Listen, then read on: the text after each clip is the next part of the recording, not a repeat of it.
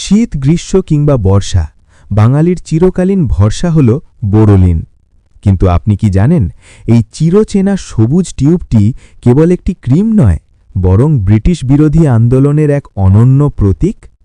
১৯২৯ সাল, যখন বিদেশি পণ্যের দাপটে দেশীয় শিল্প দিশেহারা, তখন উত্তর কলকাতার ব্যবসায়ী গৌরমোহন দত্ত এক দুঃসাহসিক সিদ্ধান্ত নেন।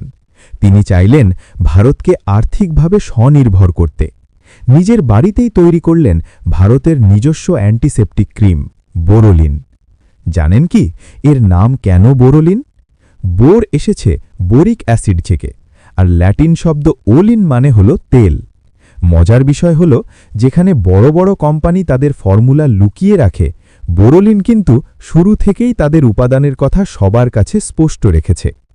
১৯৪৭-এর ১৫ই অগস্ট ভারত যখন স্বাধীন হল, তখন জিডি ফার্মাসিউটিক্যালস খুশিতে ১ লক্ষ বোরোলিন টিউব দেশবাসীকে বিনামূল্যে বিলিয়ে দিয়েছিল। জওহরলাল নেহরু থেকে শুরু করে বড় বড় তারকারাও ছিলেন এই ক্রিমের অনুরাগী।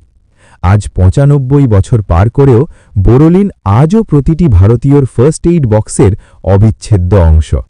ভিডিওটি ভালো লাগলে লাইক দিন এবং আমাদের চ্যানেলটি সাবস্ক্রাইব করুন।